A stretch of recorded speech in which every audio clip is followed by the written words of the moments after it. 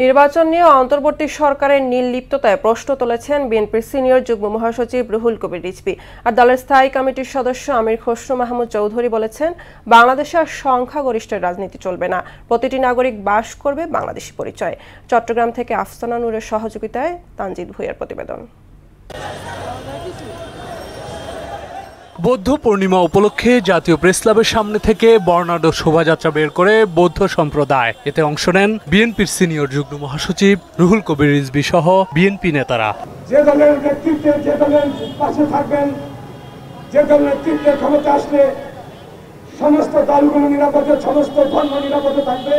শোভাযাত্রার আগে সংক্ষিপ্ত আলোচনায় রিজভী বলেন, গৌতম বুদ্ধের অহিংসার বাণী ছড়িয়ে দেওয়ার মাধ্যমেই জগৎ সংসারে শান্তি প্রতিষ্ঠা সম্ভব। মহামতি গৌতম বুদ্ধের তার যে প্রেমময় বাণী, এটা যদি আমরা প্রত্যেকে ধারণ করি তাহলে এদেশেও হানাহানি থাকবে।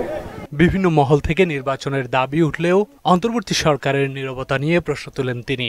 যে অন্তর্বর্তী সরকার পলায়নের পর যে হলো, মানুষ তো তাদের কাছে অনেক প্রত্যাশা করেছে, তারা সংস্কারের কথা বলেছে, সে সংস্কারও মেনে নিয়েছে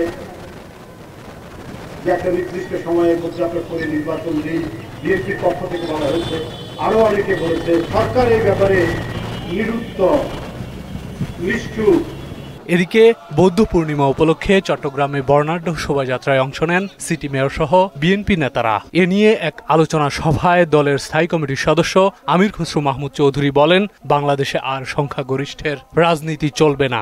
বাংলাদেশ পরিচালনা হবে প্রত্যেকটি নাগরিকের অংশগ্রহণের মাধ্যমে, এবং প্রত্যেকটি নাগরিক হচ্ছে বাংলাদেশী। সুতরাং এই রাষ্ট্রে, এই সমাজে, এই দেশে বিভক্তির কোনো সুযোগ থাকবে না। রাজনৈতিক ভিন্নতা থাকলেও অপরের মতকে সম্মান জানাতে হবে বলে মন্তব্য করেন তিনি। মতের ভিন্নতা থাকবে, কিন্তু অপরের যে মত তার প্রতি আমাকে সম্মান জানাতে হবে। তানজিদ ভুঁইয়া, মোহনা সংবাদ, ঢাকা।